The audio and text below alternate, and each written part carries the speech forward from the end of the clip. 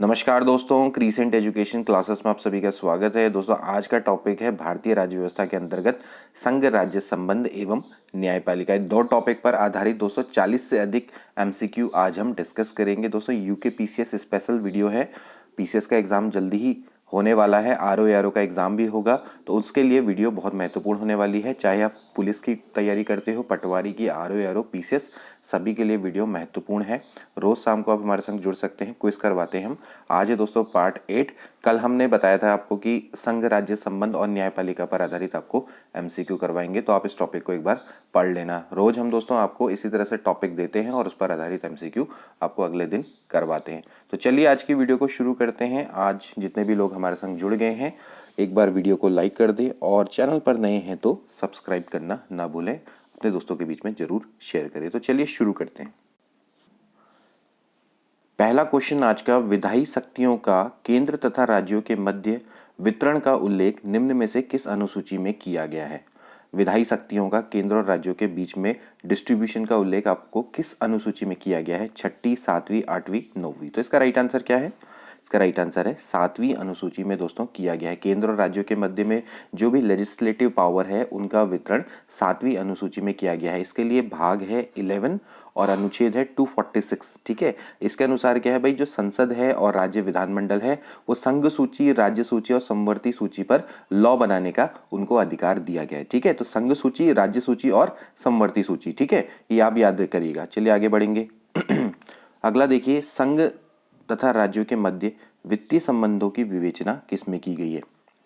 जो संघ और राज्य के मध्य में जितने भी वित्तीय संबंध हैं उनकी विवेचना किसमें की गई है? 4 ऑप्शन आपके सामने है। इसका राइट आंसर है अनुच्छेद 268 से लेकर 293 के अंतर्गत संघ और राज्य के मध्य में जितने भी फाइनेंशियल रिलेशंस हैं उनका उल्लेख किया गया है। ठीक है, भाग 12 है। ठीक है, अनुच्छेद 268 से लेकर 293 तक। इसमें भारत की जैसे संचित निधि है, आकस्मिकता निधि है, वित्त आयोग है, अनुच्छेद 280। ठीक है, तो इनके बीच में क्या हुआ, इनका इनकी विवेचना इसमें की गई है। ठीक है, चलिए आगे बढ़ेंगे। निम्न में से कौन सा विषय हमारे संविधान की समवर्ती सूची में शामिल नहीं है? देखिए, एक होते हैं संघ सूची के विषय, एक होते हैं राज्य सूची के विषय, एक होते हैं समवर्ती सूची के विषय। संघ सूची के विषय वो होते हैं जिनमें संघ यानी कि केंद्र को कानून बनाने का अधिकार है। राज्य सूची के विषय में राज्य को कानून बनाने का अधिकार है। समवर्ती सूची में क्या होता है, दोनों को कानून बनाने का अधिकार होता है। तो आपको बताना है कि कौन सा विषय समवर्ती सूची में शामिल नहीं है बताना है। ठीक है, तो क्या इसका राइट आंसर है दोस्तों? शेयर बाजार एवं वायदा बाजार। ठीक है, जो शेयर मार्केट और जो फ्यूचर मार्केट है दोस्तों, ये संघ सूची का विषय है।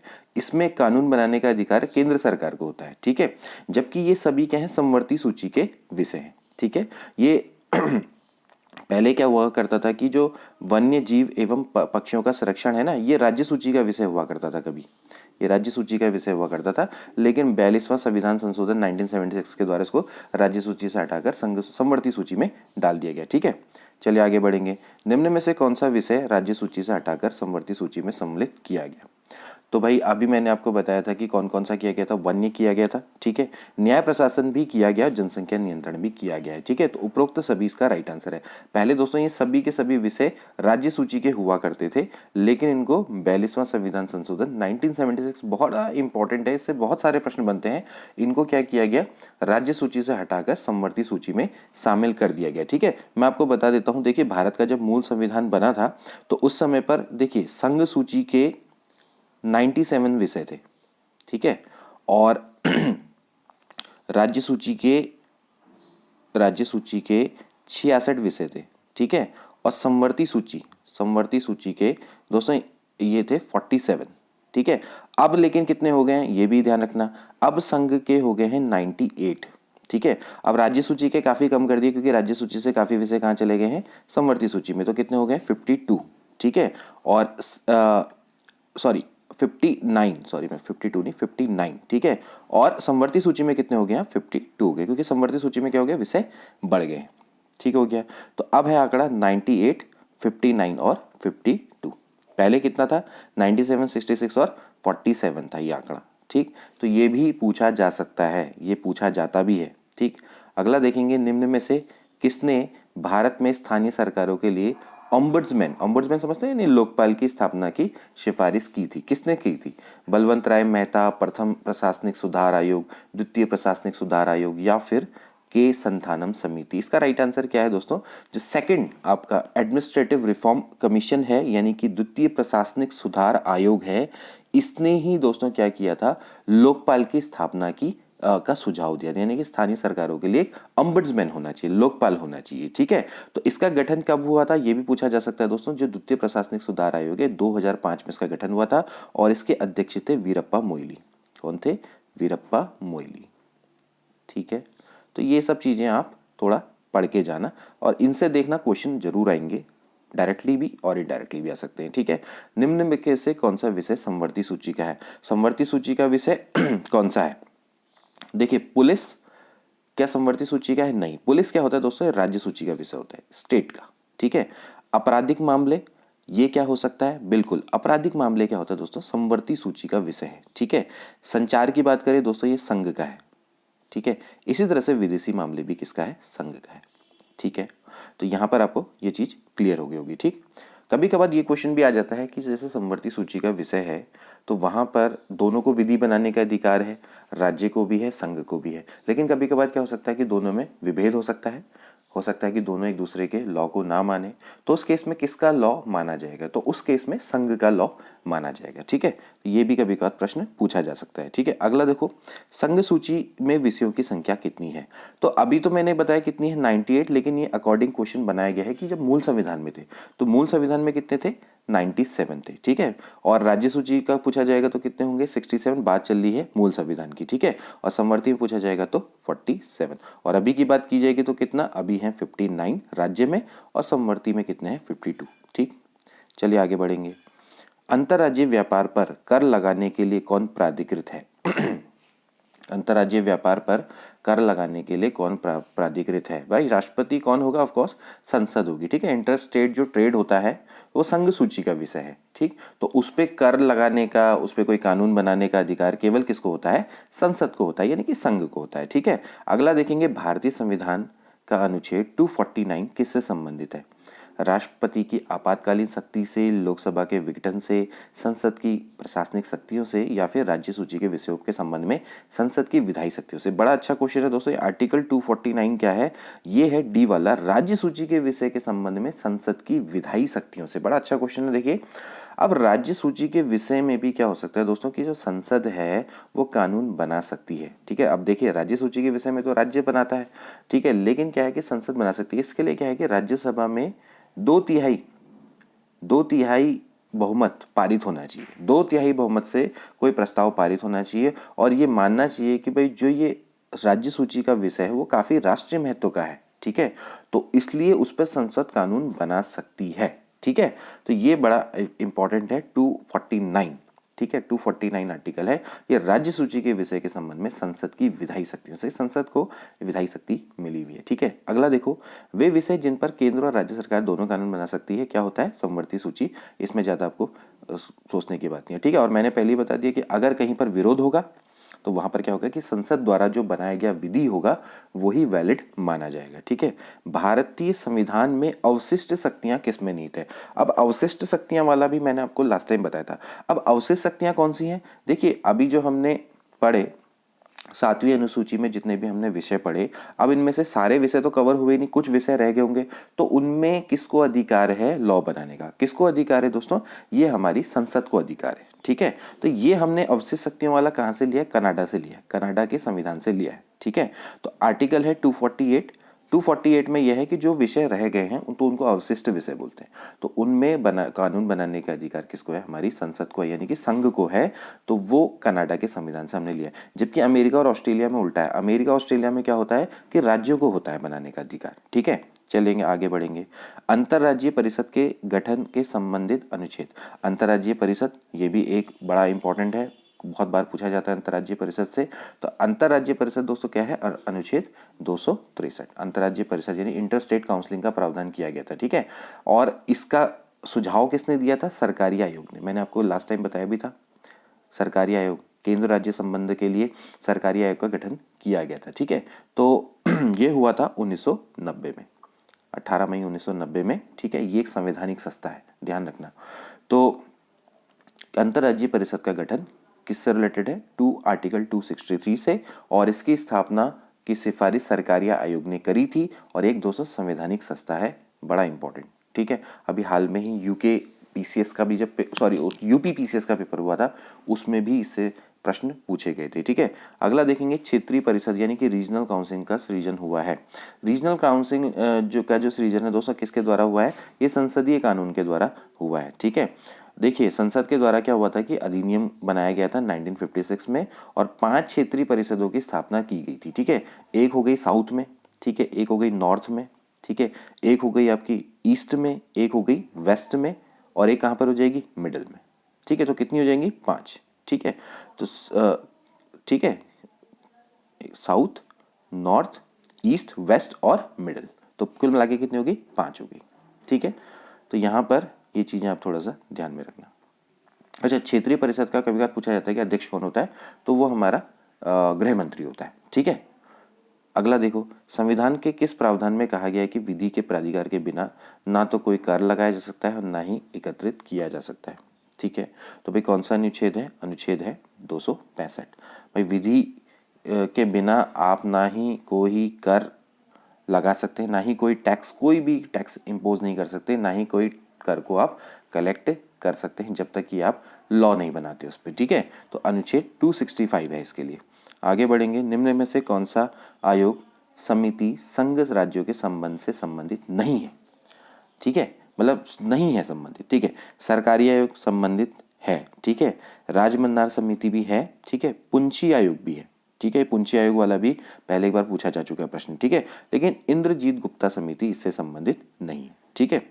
तो ये इलेक्शन से रिलेटेड था ये ग्रुप, ठीक है। तो मतलब कि इलेक्शन कार्यों में जो चुनावी कार्य होते हैं ना, तो उसमें राज्य की ओर से धन उपलब्ध कराने से रिलेटेड था ये, मतलब कि उसमें धन उपलब्ध कराएगा तो उसका क्या फिजिबिलिटी हो सकती है, तो उसका अध्ययन करने के लिए इंद्रजीत गुप्ता समिति बनाई गई थी, ठीक है। अब बाकी सबके सब क्या है? केंद्र राज्य संबंधों पे आधारित है। सरकारी आयोग है, राजमन्नार है, पुंछी आयोग है, ये सभी केंद्र राज्य संबंध से संबंधित है।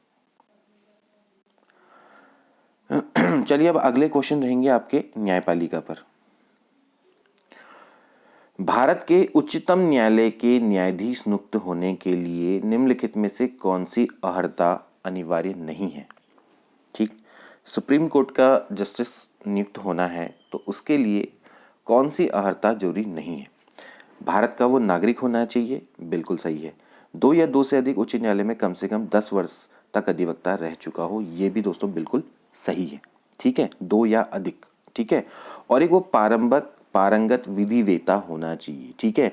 वो एक राष्ट्रपति की राय में पारंगत विधिवेता होना चाहिए, तो ये भी बिल्कुल सही है, ठीक है। लेकिन उसकी आयु कम से कम 35 वर्ष होनी चाहिए, ऐसा कोई प्रावधान नहीं है, ठीक है। भाई सीधी बात है, उसको क्या होना चाहिए? भारत का नागरिक होना चाहिए, ठीक है। 2 या अधिक उच्च न्यायालयों में अगर वो 5 वर्ष तक न्यायाधीश रह चुका हो, ये भी ठीक है। या 2 या अधिक उच्च न्यायालयों में कम से कम 10 वर्ष तक वो अधिवक्ता रह चुका हो, एडवोकेट रह चुका हो, और राष्ट्रपति की राय में वो पारंगत विधिवेता होना चाहिए। ये है राष्ट्रपति उच्च न्यायालय के न्यायाधीश की योग्यताएं। इसको आर्टिकल 124 में दिया गया है, ठीक है। अगला देखेंगे, सर्वोच्च न्यायालय के न्यायाधीशों के वेतन और भत्ते किस पर भारित होते हैं? तो ये किस पर होते हैं? ये हमने लास्ट वीडियो में बताया था, भारत की संचित नीति पे। जो सर्वोच्च न्यायालय के न्यायाधीश के वेतन भत्ते हैं वो कंसोलिडेटेड फंड ऑफ इंडिया पर ही भारित होते हैं, ठीक है। अच्छा, अगर उच्च न्यायालय की बात करी जाएगी तो राज्य संचित नीति पे, ठीक है। उच्च न्यायालय, यहाँ पर बात चल रही किसकी? सुप्रीम कोर्ट की, ठीक है। तो सुप्रीम कोर्ट में भारत की संचित नीति, अगर उच्च न्यायालय की बात करी जाएगी तो राज्य की संचित नीति पर, ठीक है। अगला देखेंगे, उच्चतम न्यायालय के सेवानिवृत्त न्यायाधीशों के लिए कहाँ पर वकालत करने पर रोक है? उच्चतम न्यायालय के सेवानिवृत्त न्यायाधीशों के लिए कहाँ पर वो कहाँ वकालत नहीं कर सकते, ठीक है। उच्चतम न्यायालय के अतिरिक्त किसी अन्य न्यायालय में, भारत के किसी भी न्यायालय में, उच्च न्यायालय के किसी भी नीचे न्यायालय में, किसी भी फौजदारी अदालत में। तो कहाँ पर उनको रोक लगाई गई है दोस्तों? ये लगाई गई है भारत के किसी भी न्यायालय में, ठीक है। तो अब वो क्या है दोस्तों कि अगर आर्टिकल दोस्तों इसमें वह है 124 ही है। 124 में अगर देखेंगे 7वें नंबर का पार्ट है कि भाई अगर कोई व्यक्ति सुप्रीम कोर्ट का जज रह चुका है तो वो भारत के क्षेत्र के भीतर किसी भी न्यायालय में वकालत का कार्य नहीं करेगा, ठीक है। तो अब अगर आप सुप्रीम कोर्ट से रिटायर हो चुके हैं जज, तो भाई अब आप किसी भी भारत के राज्य, खासकर भारत के राज्य क्षेत्र में, यानी भारत की टेरिटरी में कोई भी न्यायालय है तो वहाँ पर आप वकालत का काम नहीं कर सकते हैं। ठीक है, अगला देखेंगे, उच्च न्यायालय के न्यायाधीशों को उनका कार्यकाल समाप्त होने से पहले साबित कदाचार अथवा अक्षमता के आधार पर किसके द्वारा हटाया जा सकता है? किसके द्वारा हटाया जा सकता है दोस्तों? ये है संसद के दोनों सदनों की सिफारिशों पर राष्ट्रपति के द्वारा। ठीक है भाई, संसद की दोनों सदनों की सिफारिश और राष्ट्रपति के द्वारा उच्च न्यायालय के न्यायाधीश को उसके कार्यालय के समाप्त होने से पहले हटाया जा सकता है। ठीक है, आगे बढ़ेंगे। बहुत सारे क्वेश्चन दोस्तों डिस्कस करने हैं, तो थोड़ा इसमें जल्दी जल्दी इसको करते हैं। अब ये थोड़ा ये कूट वाला आ गया। निम्नलिखित में से किन राज्यों में मार्च 2013 में उच्च न्यायालय की स्थापना की गई? अरुणाचल प्रदेश, मेघालय, मिजोरम, त्रिपुरा। ठीक है, तो आपके सामने कूट है, आपने बताना है कि क्या इसका राइट आंसर है। ठीक है, केवल 1 और 3, 2 और 4, 1 2 3 और या फिर 1 2 3 4। चलो इसमें यहीं पर देख लेते हैं। तो क्या इसका राइट आंसर है दोस्तों कि देखिए मेघालय और त्रिपुरा। ठीक है, मेघालय और त्रिपुरा यहीं पर ही दोस्तों 2013 में हाई कोर्ट की स्थापना की गई। ठीक है, 2013 में की गई। ठीक है, तो मेघालय और त्रिपुरा। ठीक, मेघालय और त्रिपुरा, तो यहां पर आप ध्यान रखना। ठीक, इसके अलावा कुछ और चीज़ भी है, जैसे कि अभी फिलहाल पूछा जा सकता है कि भी देश में उच्च न्यायालयों की स्थापना कितनी है, टोटल मिला के कितनी है दोस्तों? 25 है। ठीक है, 25। ठीक, अगला देखेंगे, आपको सम्मिलित करना है संघ राज्य क्षेत्र हैं और उनके न्यायालय के बारे में आपको बताना है। ठीक है, तो देखिए पुडुचेरी का न्यायालय कौन सा है? तो पुडुचेरी किसके अंतर्गत आता है दोस्तों? मद्रास के अंतर्गत आता है। ठीक है, अंडमान निकोबार द्वीप समूह, ये किसके न्यायालय के अंतर्गत आता है दोस्तों? ये आता है कोलकाता न्यायालय के अंतर्गत। ठीक है, लक्षद्वीप आता है दोस्तों केरल के अंतर्गत। ठीक है, और दमन और दीव किसके अंतर्गत आता है? बम्बई के अंतर्गत आता है। ठीक हो गया, तो बड़ा इंपॉर्टेंट है। पुदुचेरी किसके अंतर्गत आएगा? मद्रास के अंतर्गत। अंडमान एवं निकोबार द्वीप समूह किसके अंतर्गत आता है? मद्रास हाईकोर्ट के अंदर आता है। लक्षद्वीप केरल के अंदर और दमन और दीव बम्बई के अंतर्गत आते हैं। चलिए आगे बढ़ेंगे। उच्चतम न्यायालय की प्रथम महिला न्यायाधीश कौन थी? कौन थी दोस्तों? ये थी सुश्री एम फातिमा बीबी। ठीक है ना, जो एम फातिमा बीबी थी ये प्रथम महिला न्यायाधीश थी। ठीक है, इनका कार्यकाल भी पूछा जा सकता है 1989 से 1992।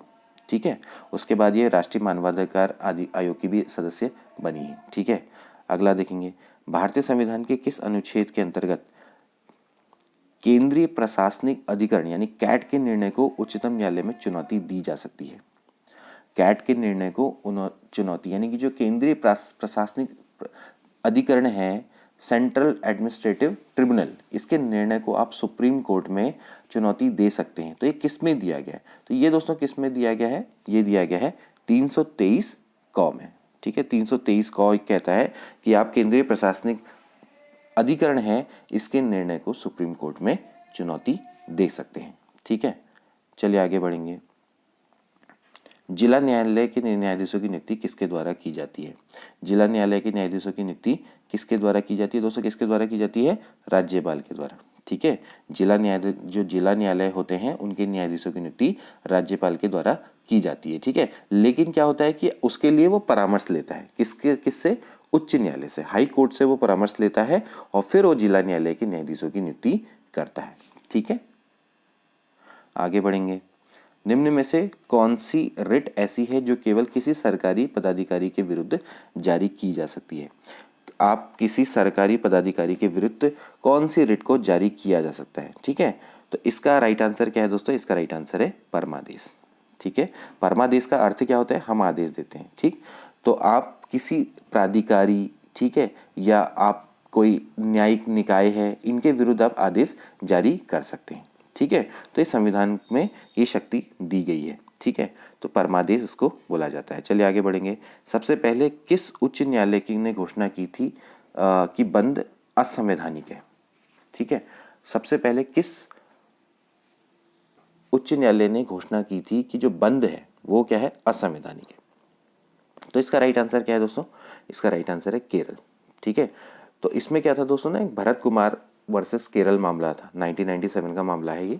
ठीक है, तो इसमें जो बंद है, ठीक है, उसको असंवैधानिक घोषित किया था। ठीक है, और इसमें कहा था कि जो बंद का अधिकार है वो एक तरह से अभिव्यक्ति की स्वतंत्रता के अंतर्गत मौलिक अधिकार नहीं है। ठीक, तो 1997 में जो बंद है, ठीक, उसको असंवैधानिक करार किया गया था केरल के द्वारा। ठीक है, अगला देखेंगे, निम्न में से किसने उच्चतम न्यायालय के न्यायाधीश या लोक अच्छा निम्नांकित में से किसने उच्चतम न्यायालय के न्यायाधीश तथा, ये तथा होगा, ठीक है, तथा लोकसभा के अध्यक्ष के पदों को सुशोभित किया, मतलब कि लोकसभा के अध्यक्ष भी रहे और सुप्रीम कोर्ट के न्यायाधीश भी रहे। तो कौन है दोस्तों, वो है न्यायमूर्ति के.एस.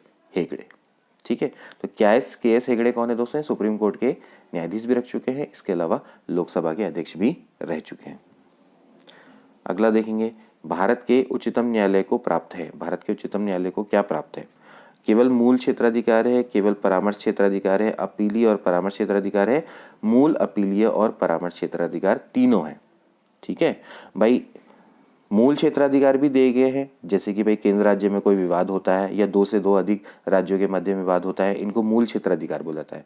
अपीली क्षेत्राधिकार है कि भैया जो उच्चतम न्यायालय है भारत का क्या है, अंतिम अपीलीय न्यायालय है। ठीक है, अंतिम अपीलीय न्यायालय कौन सा दोस्तों, हमारा सुप्रीम कोर्ट है। ठीक है, तो वो संवैधानिक है या फिर दीवानी या फिर जो दंड से संबंधित विषय है, ठीक है, तो उसको क्या है कि वो उनके उच्च न्यायालय में जो भी अपील होती है उनके उनके विरुद्ध अपीलें सुनने का उसको अधिकार है, तो वो अपीलीय अधिकार होता है। ठीक है, इसके अलावा परामर्श, ठीक है, परामर्श भी देता है। ठीक है भाई, राष्ट्रपति को किसी विशेष परिस्थिति में वो परामर्श दे सकता है या राष्ट्रपति उससे सुप्रीम कोर्ट से परामर्श मांग सकता है। तो हमारे उच्च न्यायालय को क्या है, मूल अधिकार भी, मूल क्षेत्राधिकार भी है, इसके अलावा अपीलीय अधिकार भी है और परामर्श क्षेत्राधिकार भी है। ठीक है, अगला देखेंगे, उच्चतम न्यायालय के न्यायाधीशों की नियुक्ति की जाती है। उच्चतम न्यायालय के यानी कि सुप्रीम कोर्ट के न्यायाधीशों की नियुक्ति किसके द्वारा की जाती है, ये की जाती है उच्चतम न्यायालय के मुख्य न्यायाधीश के परामर्श पे। ठीक है भाई, उच्चतम न्यायालय का जो न्यायाधीशों की जो नियुक्ति होती है वो उच्चतम न्यायालय का जो सुप्रीम कोर्ट का जो चीफ जस्टिस होता है उसके परामर्श में की जाती है। ठीक है, कौन करता है, ऑफ कोर्स राष्ट्रपति करता है। ठीक है, राष्ट्रपति करता है, लेकिन मुख्य न्यायाधीश से वो क्या करता है, परामर्श लेता है। ठीक है, अगला देखेंगे, भारत का सर्वोच्च न्यायालय अभिलेख न्यायालय है, इसका क्या आशय है। भाई, भारत का जो सुप्रीम कोर्ट है वो अभिलेख न्यायालय है, इसका क्या अर्थ बनता है, सर्वोच्च न्यायालय द्वारा दिए गए सभी निर्णय अभिलेख के रूप में रखे जाते हैं जो अन्य न्यायालय पर बाध्यकारी होते हैं।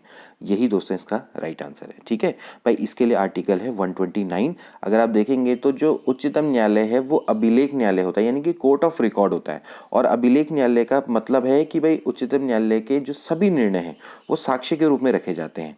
ठीक है, और सभी न्यायालयों को, भारत के सभी न्यायालयों के लिए वो बाध्यकारी होते हैं। ठीक है, और न्यायालय उसकी अवमानना के लिए दंड देने का भी उसका अधिकार है, यानी कि कंटेम्प्ट भी के लिए वो दंड भी दे सकता है। ठीक है, तो एक अभिलेख न्यायालय है, यानी कि आपका कोर्ट ऑफ रिकॉर्ड। भारत के सर्वोच्च न्यायालय के कार्यवाहक मुख्य न्यायाधीश की नियुक्ति कौन करता है, तो कार्यवाहक मुख्य न्यायाधीश की नियुक्ति कौन करेगा दोस्तों, वो करेगा राष्ट्रपति। ठीक है, यानी कि जब आपका मुख्य न्यायाधीश का अगर पद अगर रिक्त है या मुख्य न्यायाधीश अगर अनुपस्थित है और या फिर किसी कारण से वो अपने कर्तव्यों का पालन नहीं कर पा रहा है, ठीक, तो उस केस में क्या होगा कि जो भारत का सर्वोच्च जो राष्ट्रपति है, ठीक है, वो क्या कर सकता है, उच्चतम न्यायालय के अन्य न्यायाधीश को क्या कर सकता है, कार्यवाहक मुख्य न्यायाधीश बना सकता है। ठीक है,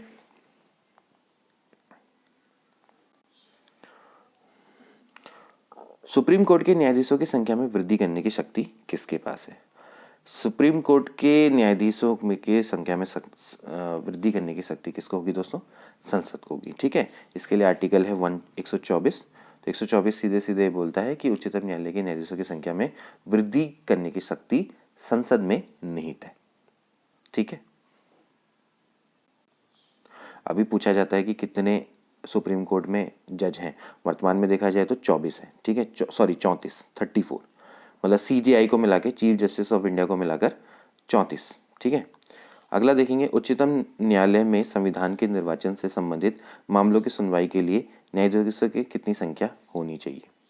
तो कितनी होनी चाहिए दोस्तों, कम से कम कितनी होनी चाहिए, 5 होनी चाहिए। ठीक है भाई, सुप्रीम कोर्ट में आप संविधान के निर्वचन, ठीक है, यानी कि इंटरप्रिटेशन से संबंधित किसी मामले की सुनवाई करनी है तो उसमें कम से कम कितने होने चाहिए, 5 न्यायाधीश की संविधान के पीठ के द्वारा होती है। ठीक है, मतलब ये लॉ है, समझ रहे हैं ना कि संविधान की इंटरप्रिटेशन, संविधान की अगर व्याख्या करनी है तो उस केस में उसकी सुनवाई करनी है तो उस केस में कम से कम 5 जजों की पीठ बैठनी चाहिए। ये सिंपल सा लॉ है। ठीक है, तो आर्टिकल है 145। अगला देखेंगे, संविधान का कौन सा अनुच्छेद उच्चतम न्यायालय को उसके द्वारा दिए गए निर्णय अथवा आदेश के पुनर्विलोकन हेतु अधिकृत करता है। संविधान का कौन सा अनुच्छेद, अगर कोई सुप्रीम कोर्ट ने कोई डिसीजन दिया है या फिर कोई आदेश दिया है तो उसका वो पुनर्विचार कर ले, पुनर्विलोकन कर ले, तो उसका अधिकार किस आर्टिकल के द्वारा दिया गया है, तो वो है आर्टिकल 137। ठीक है भाई, सुप्रीम कोर्ट क्या कर सकता है, अपने जजमेंट है या अपने ऑर्डर हैं उनको रिव्यू कर सकता है। ठीक है, आर्टिकल 137 के अकॉर्डिंग। अगला देखेंगे, उच्चतम न्यायालय द्वारा आज तक की दूसरी सबसे बड़ी संविधान पीठ किस केस में बनी थी। उच्चतम न्यायालय द्वारा आज तक की दूसरी सबसे बड़ी संविधान पीठ किस में बनी थी। अब यहाँ पर पूछ रहे हैं दूसरी। ठीक है, चलो पहले पहली बता देता हूँ। देखिए पहली किसमें बनी थी, पहली बनी थी दोस्तों केशवानंद भारती, केशवानंद भारती मामला, मैंने आपको पहले भी बताया केशवानंद भारती मामला। ठीक है, बनाम केरल वर्सेस केरल। इस मामले में दोस्तों कितने बैठे थे, 13 न्यायाधीश एक साथ बैठे थे। ठीक है, इस मामले की सुनवाई 13 न्यायाधीशों की पीठ ने किया था। 1973 का मामला है। ठीक है, संविधान के ढांचे से रिलेटेड मामला। ठीक है, इसके बाद आया था दूसरा गोलकनाथ बनाम पंजाब केस, 1967 है, तो इसमें 11 बैठे थे, 11 न्यायाधीशों की संविधान पीठ बनाई गई थी। ठीक है, तो जो कि सुप्रीम कोर्ट की दूसरी सबसे बड़ी संविधान है। सबसे बड़ी पूछी जाएगी तो कौन सी होगी, वो होगी केशवानंद भारती। ठीक है, आगे बढ़ते हैं। उच्चतम न्यायालय मामलों की सुनवाई नई दिल्ली में करता है, परंतु किसी अन्य स्थान पर भी सुनवाई कर सकता है, बिल्कुल कर सकता है, राष्ट्रपति के अनुमोदन पर। ठीक है, आपको पता है सुप्रीम कोर्ट कहाँ पर है, दिल्ली में है, सभी मामलों की सुनवाई वहीं करता है। ठीक है, लेकिन जो संविधान का अनुच्छेद है 130, उसके अकॉर्डिंग क्या है कि राष्ट्रपति चाहे तो अनुमोदन कर सकता है। ठीक है, यानी कि सर्वोच्च न्यायालय का मुख्य न्यायाधीश क्या कर सकता है, राष्ट्रपति के अनुमोदन पे दिल्ली के अतिरिक्त किसी अन्य स्थान पर भी सर्वोच्च न्यायालय की बैठक करवा सकता है। ठीक है, अगला देखेंगे, केंद्र और राज्य के मध्य होने वाले विवादों का निर्णय करने की शक्ति उच्चतम न्यायालय के किस क्षेत्राधिकार के अंतर्गत आती है। अभी मैंने आपको बताया कि भाई हमारे सुप्रीम कोर्ट को 3 अधिकार हैं, मूल अधिकार, मूल क्षेत्राधिकार, अपीलीय अधिकार, ठीक है, और परामर्श अधिकार। तो आपको मैंने बताया था कि भाई केंद्र और राज्य के मध्य में कोई भी विवाद होगा तो कौन से अधिकार के अंतर्गत आता है दोस्तों, वो आता है मूल क्षेत्राधिकार के अंतर्गत आता है। ठीक है, तो या इसको प्रारंभिक क्षेत्राधिकार भी बोल सकते हैं। ठीक, अगला देखेंगे, निम्नलिखित में से किससे अभिलेख न्यायालय कहा जाता है। अब तो खैर बहुत इजीली होगा आपके लिए।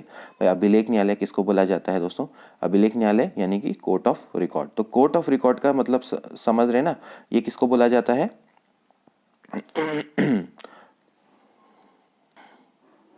उच्च न्यायालय और उच्चतम न्यायालय को। ठीक है ना, मतलब कि जो अभिलेख न्यायालय है, कोर्ट ऑफ रिकॉर्ड, देखिए 129 के अकॉर्डिंग तो क्या होगा, 129 के अकॉर्डिंग क्या है, सुप्रीम कोर्ट। ठीक है, अनुच्छेद 215 के अंतर्गत कौन है, हाई कोर्ट। ठीक है भाई, हाई कोर्ट क्या है, अभिलेख न्यायालय है। हाई कोर्ट के ऑर्डर भी क्या होते हैं दोस्तों, सभी अन्य न्यायालयों को मानने पड़ते हैं। इसी तरह से जो सुप्रीम कोर्ट के ऑर्डर हैं उनको भी अन्य न्यायालयों को मानना पड़ता है। ठीक है, तो दोनों ही क्या है, आपके कोर्ट ऑफ रिकॉर्ड है। ठीक है, आर्टिकल 215 के अकॉर्डिंग ये और आर्टिकल 129 के अकॉर्डिंग सुप्रीम कोर्ट। ठीक है, दोनों अभिलेख न्यायालय है। अगला देखेंगे, जनहित याचिकाओं की शुरुआत किसके द्वारा की गई थी। बहुत अच्छा क्वेश्चन है, संसदीय एक्ट के द्वारा, संविधान संशोधन के द्वारा, या फिर न्यायिक पहल के द्वारा, या फिर उपरोक्त में से कोई नहीं। पब्लिक इंटरेस्ट लिटिगेशन बहुत इंपॉर्टेंट है दोस्तों, ये हुई थी न्यायिक पहल के द्वारा। ठीक है, कभी कभी पूछा जाता है कि कहाँ से शुरू हुई, अमेरिका से शुरू हुआ था। ठीक है, और भारत में इसको प्रारंभ करने का जो श्रेय है वो हो जाता है पीएन भगवती, पीएन भगवती, और एक और व्यक्ति हैं वो है बीआर कृष्णा अय्यर। ठीक है, बीआर कृष्णा अय्यर। ठीक, तो इनको जाता है दोस्तों, ठीक है। तो जनहित याचिकाओं की शुरुआत न्यायिक पहल के द्वारा हुई थी, ठीक। तो न्यायिक पीआईएल होता क्या है समझते हैं ना, कि पीआईएल में क्या होता है ना, कि कोई व्यक्ति है या समाज का कोई वर्ग है जिसके विधिक अधिकारों का अगर हनन होता है, ठीक है, तो वह स्वयं या व्यक्ति क्या कर सकता है, उच्च न्यायालय में कोई याचिका दायर कर सकता है। तो मतलब पीआईएल का मतलब क्या है कि जनहित से रिलेटेड होगा। मतलब कोई एक ऐसा चीज है जहां पर आपको लगता है कि भाई यहाँ पर से जनता को, मतलब कि जो हमारा जो एरिया है या कोई भी आपका कोई चीज़ अगर हम डाल रहे हैं, रेट डाल रहे हैं, तो वो क्या है कि जनहित में है, ठीक है। या कोई एक ऐसी चीज़ है जहाँ पर विशिष्ट अधिकारों का हनन हो रहा है, विधिक अधिकारों का हनन हो रहा है, या किसी वर्ग या समुदाय के अधिकारों का हनन हो रहा है, ये चीज़ होने से तो आप उसके खिलाफ क्या कर सकते हैं, पीआईएल डाल सकते हैं, ठीक है। अगर वो सही होगी तो एक्सेप्ट हो जाएगी, ठीक। तो पीआईएल समझ लिए क्या है, जनहित याचिका, मतलब कि जो याचिका डाली जाती है जनता के हित में, ठीक। अब कोई कुछ भी हो सकता है, मान लेते हैं सरकार ने कोई लॉ बनाया, कोई ऑर्डर निकाला, ठीक है,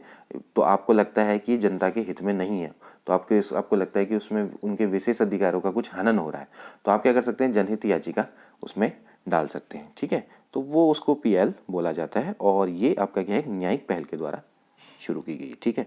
अगला देखिए, संविधान के किस अनुच्छेद के अंतर्गत न्यायालयों द्वारा संसद की कार्यवाही की जांच करना प्रतिबंधित किया गया है। तो ये है अनुच्छेद 122, ठीक भाई। न्यायालय क्या कर सकता है, संसद की कार्यवाही की जांच नहीं कर सकता। आर्टिकल है 122।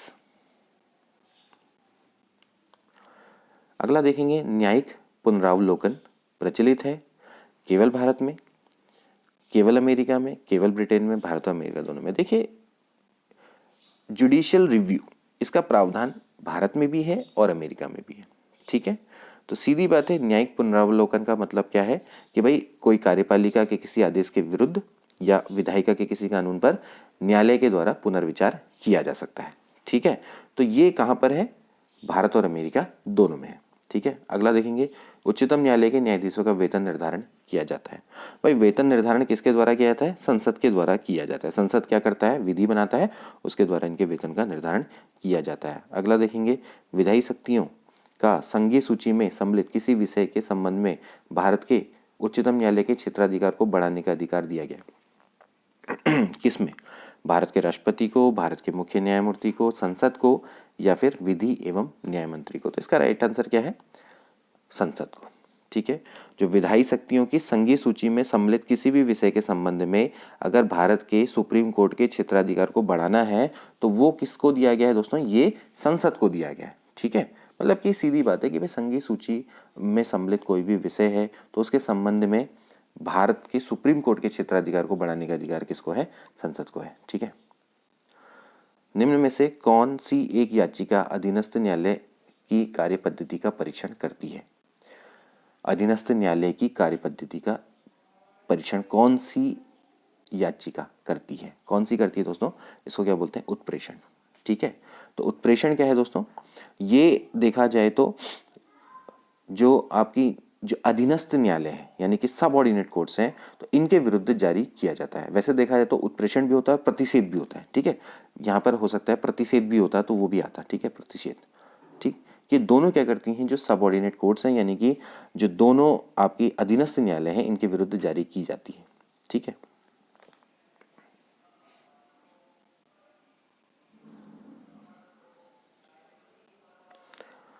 नेक्स्ट क्वेश्चन देखिए, संविधान के अंतर्गत उच्च न्यायालय से विधि के प्रकार पर सलाह लेने का अधिकार किसे है। संविधान के अंतर्गत सुप्रीम कोर्ट से विधि के प्रश्न पर सलाह लेने का अधिकार किसे है दोस्तों, अभी हमने बताया राष्ट्रपति, ठीक है। भाई विधि के किसी भी प्रश्न पर सलाह लेने का अधिकार किसको है, राष्ट्रपति को होता है, ये मैंने आपको पहले भी बता दिया, ठीक है।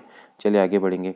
भारत में न्यायिक सक्रियता का संबंध है, न्यायिक सक्रियता का संबंध किससे है, अभी हमने बोला किससे है दोस्तों, जनहित याचिका से, ठीक है। क्योंकि अभी हमने आपको बताया था कि जो जनहित याचिका है वो आपका क्या है, एक तरह से क्या है दोस्तों, ये न्यायिक पहल के द्वारा शुरू हुई, ठीक है। तो एक तरह से क्या है, ये न्यायिक सक्रियता है कि आप अपने जो न्याय है उसके प्रति कितने सक्रिय हैं, ठीक है, आप लोगों के हितों के बारे में कितना सक्रिय हैं। तो न्यायिक सक्रियता से रिलेटेड है जनहित याचिका। तो दोस्तों ये थे आज के प्रश्न, आई होप कि आपको अच्छे लगे होंगे। पीसीएस में आप इसी तरह के क्वेश्चन आपको दोस्तों देखने को मिलेंगे और इससे रिलेटेड क्वेश्चन डायरेक्टली इनडायरेक्टली भी आ सकते हैं। फैक्ट्स हम आपको सारे बताते हैं, उसके बाद अलावा एक्स्ट्रा फैक्ट्स भी आपको बताने का पूरा प्रयास करते हैं। मिलते हैं अगली वीडियो में। अगला टॉपिक दोस्तों रहेगा, अगला टॉपिक भी आपको बताता हूँ, वो रहेगा स्थानीय स्वशासन एवं निर्वाचन। ठीक है, ये 2 टॉपिक हम एक साथ कवर करेंगे, आप इसको पढ़ के आइएगा। मिलते हैं अगली वीडियो में। Till then take care and